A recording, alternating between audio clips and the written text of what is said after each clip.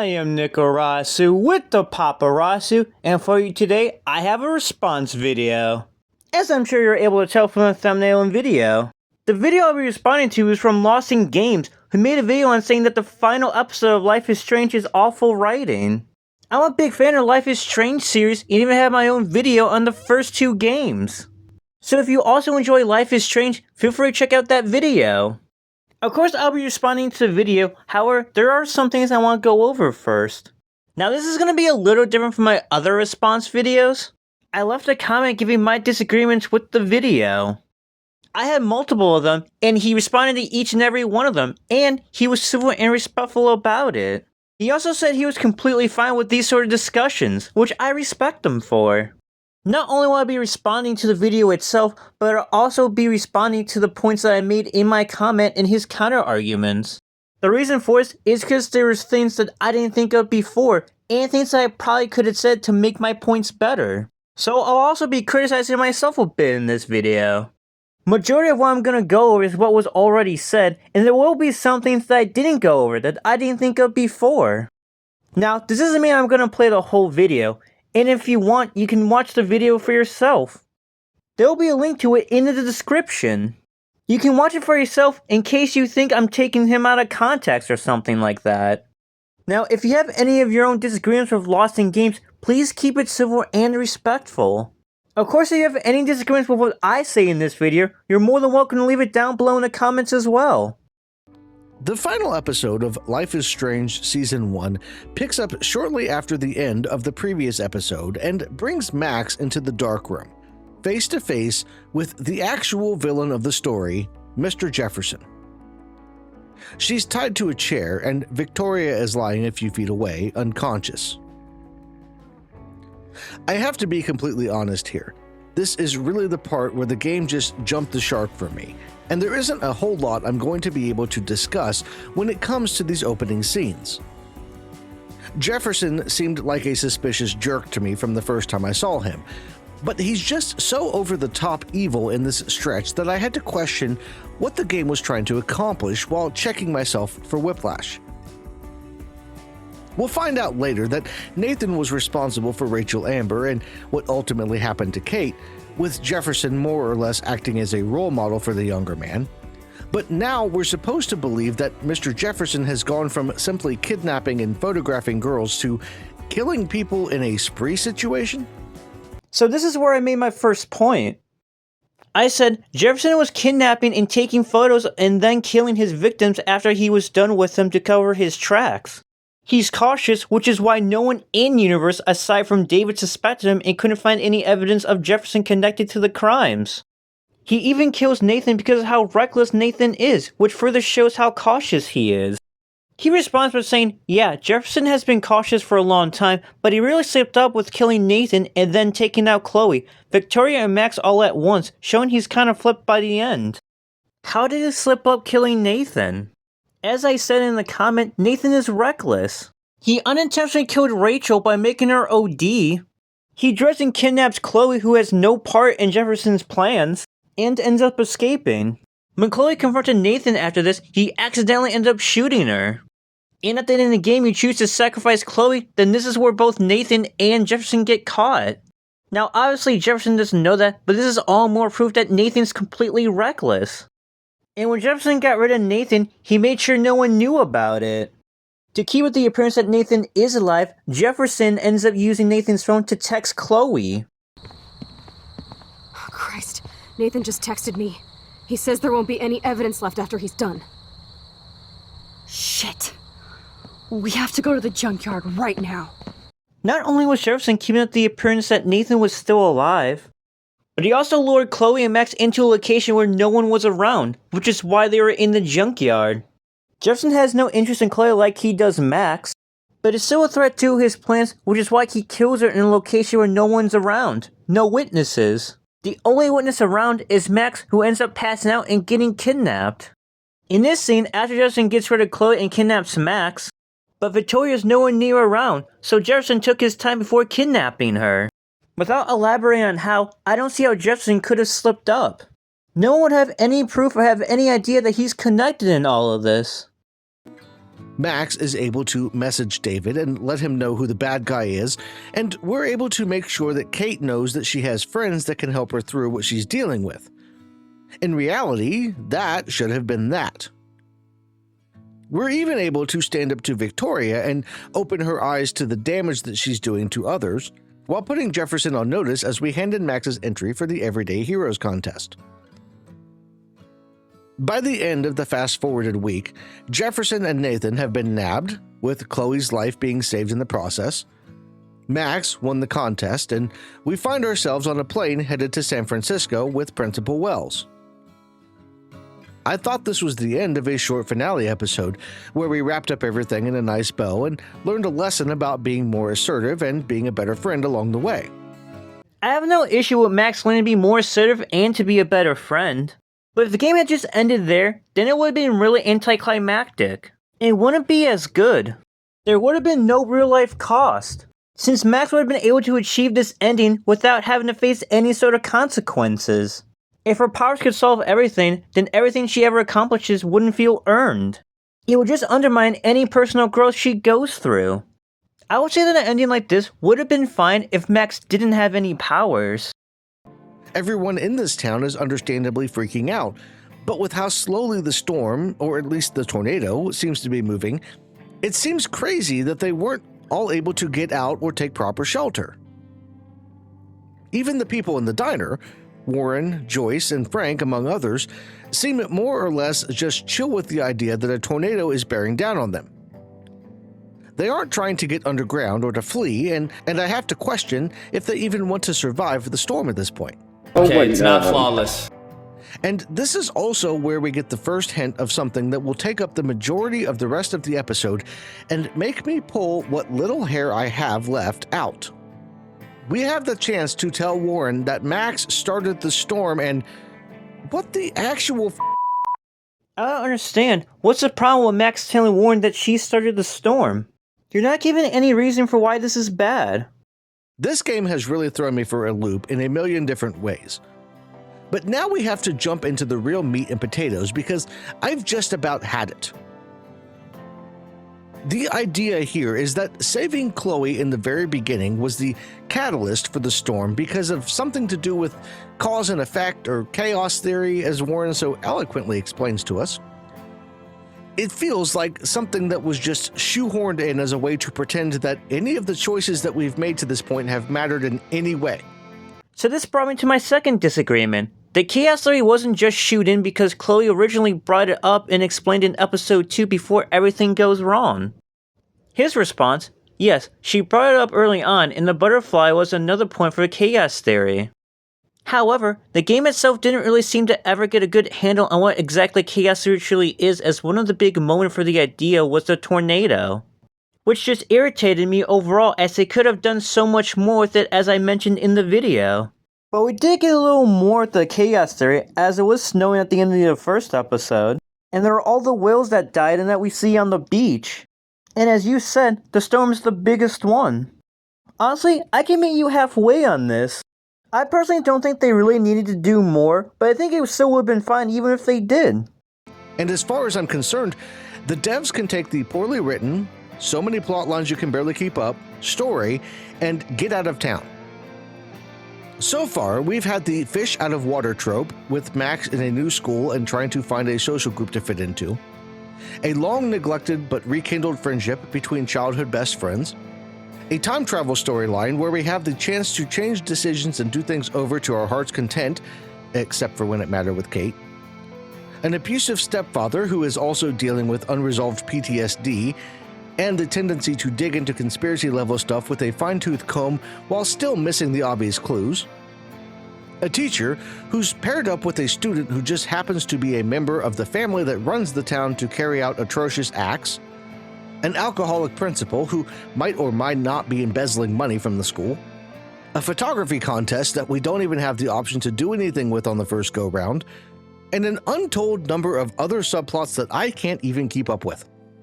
You just listed off a whole bunch of things, but didn't explain or elaborate on why they're bad. But the missing obvious clues bit, you didn't give an example. As for the rest of what you said, none of that is actually bad.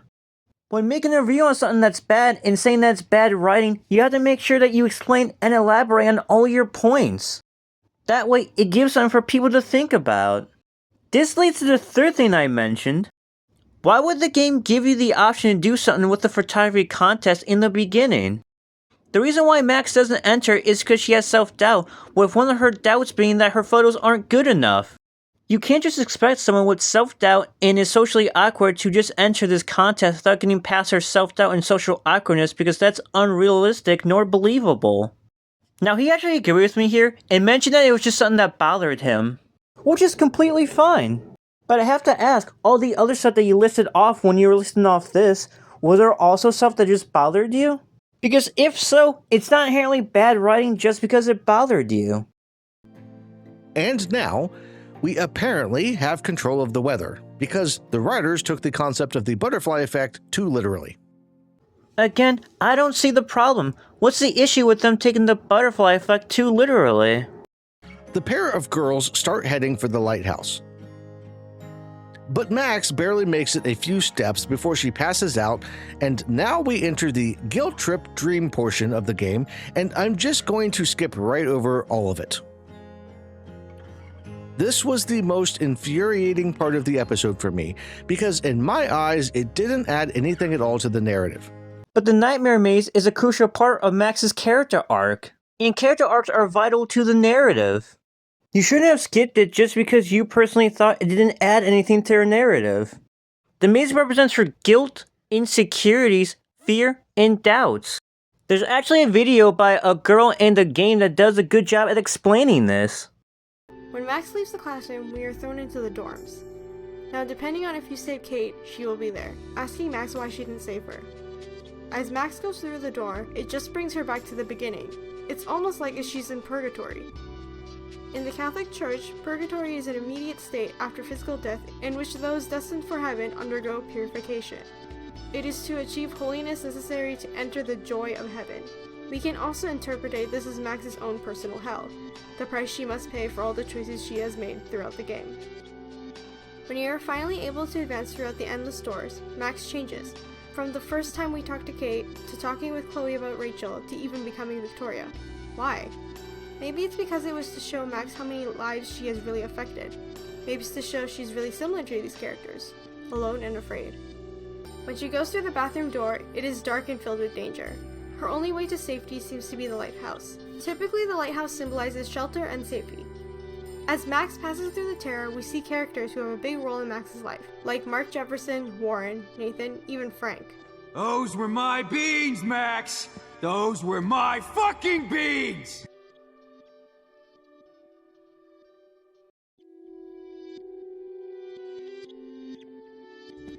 Max, Rachel not only gave great headshots, she gave great hit.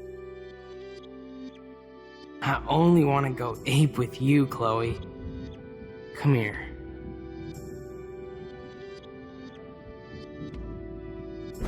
I wish she would have never come back to Arcadia Bay.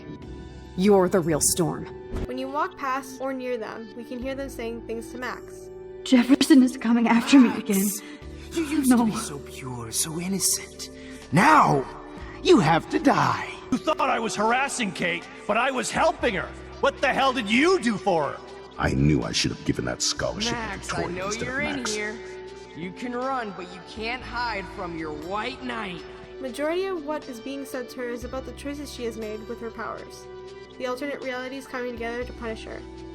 One person in particular says something that can really strike a nerve, Nathan. Chloe is a loser just like you, Max, and you can't keep saving her over and over and over. Tells Max she can't save Chloe over and over again. And it's true, she really can't keep doing this. As we go through the game, it always seems like Chloe will die. No matter what timeline we are in, she will die. But Max is always there to use her powers to save her. Now let's fast forward through the nightmare. When Max reaches the diner, we see pretty much everyone in Arcadia Bay. All of them either pleading or questioning Max why they have to die. I can't believe you kissed me. Now you're going to kill me? Max, please So save this us. is how Max gets her revenge? When we reach the end, we see Max sitting there. She accuses Max of using her powers for evil, not good. She uses her powers to manipulate people and their own fates to benefit her. Personally, I agree with this Max, on the account that Max feels like she's alone. If you read through her journal and the conversation she has with Chloe in her truck in episode 1, Max just wants to fit in like everybody else. We can go off the assumption that this Max we are talking to is her subconscious, or the doubt she feels in her life. All the negativity she feels is what she's fighting herself because she is in denial as to what must come for Chloe. Finally, Chloe storms in to save the day. Dude, do not even fuck with her head! She knows what we went through together this week, and you don't! There's no way you can break up our team! This is reality! Chloe is Max's best friend. No matter if they haven't seen each other for 5 years, that bond is still there. She is the one person who understands her, who cares for her, who loves her, her partner in crime. When Max doubts herself, Chloe is there to reassure her, and that's what the last sequence is about, to show Max how much Chloe really means to her. She is a special person.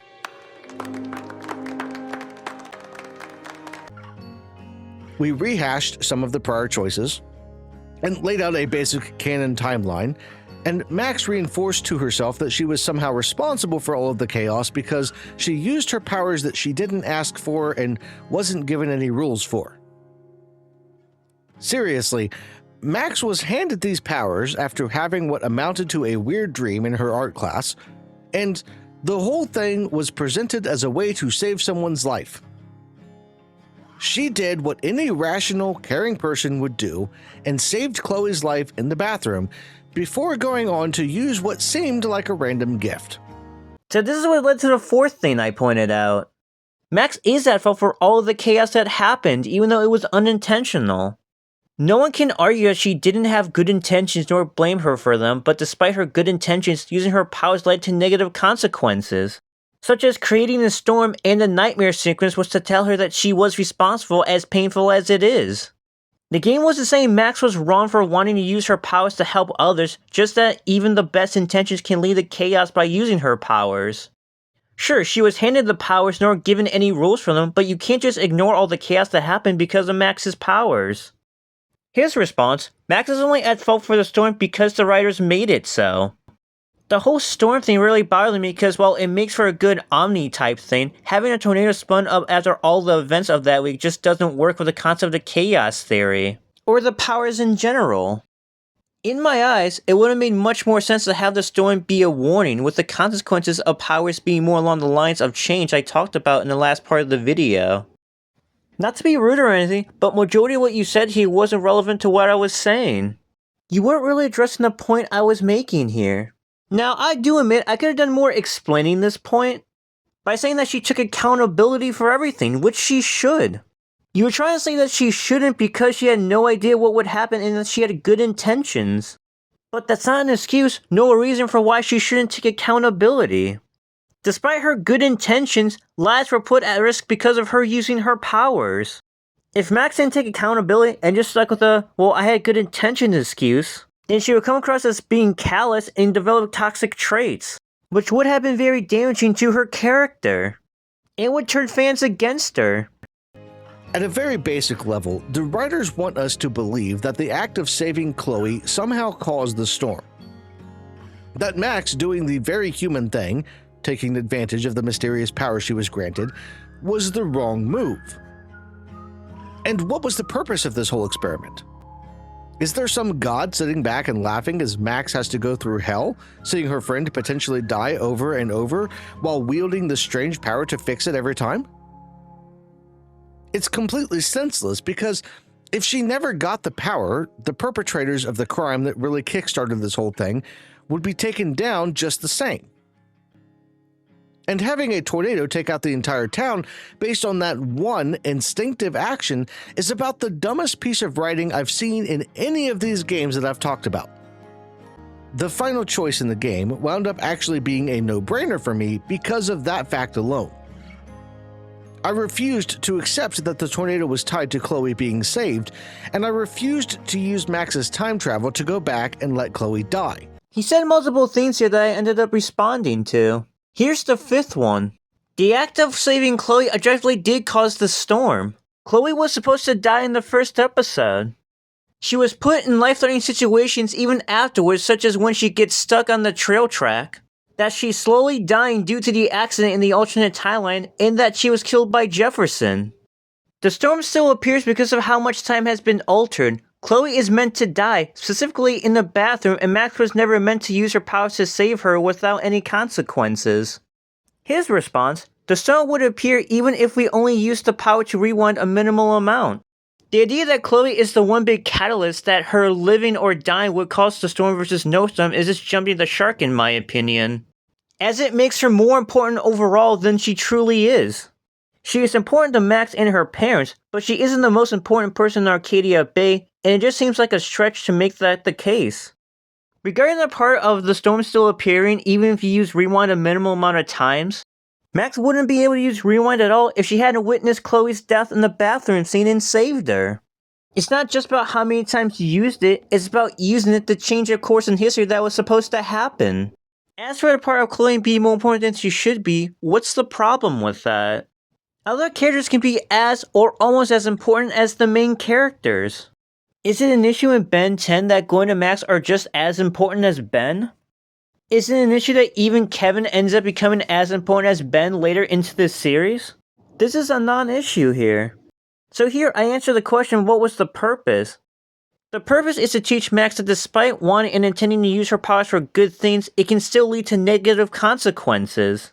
The lesson for Max was with great power comes devastating consequences. If Max could just simply fix everything and save everyone, she and her powers would be boring.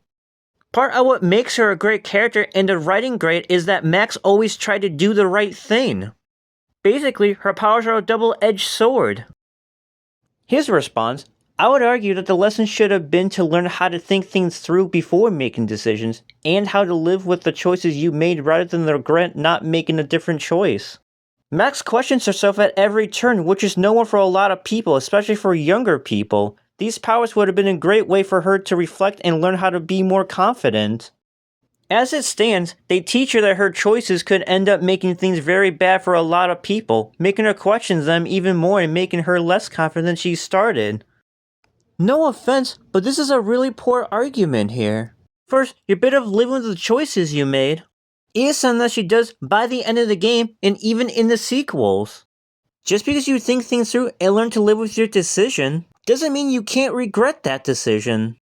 Second, losing her confidence because she's taking accountability and facing consequences is literally an argument I can use towards any character in fiction that takes accountability and faces consequences. Any character in fiction who makes a choice that ends up causing problems for people can make that character question it and that character losing their confidence. Third of all, you don't have anything to base this off of Max losing her confidence. Based on sequels, we know that's not the case. I know. How about that other gallery she told me about? And even though Double Exposure completely butchered her character, she's still shown to be confident. When it comes to characters facing consequences, Morty Smith said it best himself. Living without consequences is great, but then I started wondering, what am I living for? What am I building? If I'm always looking back, I'm never looking ahead. And then it hit me. We are who we are because of consequences. You can't live without consequences, you know? You feel me? Wow, that's a beautiful thought, Morty. The tornado should have been an omen, not a real thing. The game should have ended when we figured out it was Jefferson and went back in time to get him and Nathan caught with an early tip to David. If they really wanted to play up the choices, they should have allowed us to build a relationship with Kate and Chloe, both, and then put us in a situation where we had time to save just one of them as our rewind ability stopped working just when we needed it the most. Anything, literally anything, would have been better than this ending in my eyes. Moving on to the 8th thing I said. I'm skipping 7 because I messed up, because one of the responses was saying he was just talking about it as a whole as he mentioned his other videos. But I didn't watch his other videos on Life is Strange, just this one. Now as for what I said here, if the game had just ended with Jefferson and Nathan getting caught, then Max wanted to learn the lesson she did. And go on to believe that her powers can solve every problem just as long as they work, which wouldn't be as interesting or as important lesson for Max to learn than the one she did. His response: I think she would have learned some valuable lessons along the way about confidence with just a couple of tweaks to the story overall.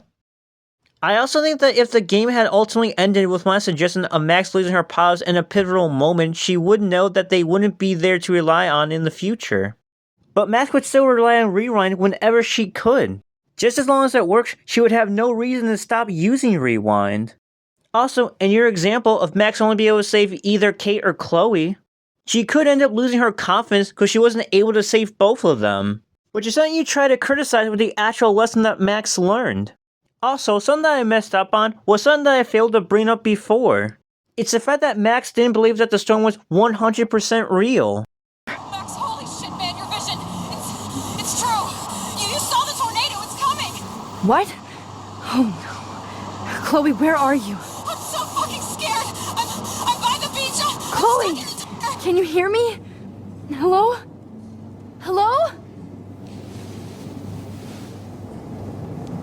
Oh my god. The tornado was real. I didn't fix shit. With the thought of the storm not being real, Max would have no reason to stop using Rewind. Now that brings this video to a wrap.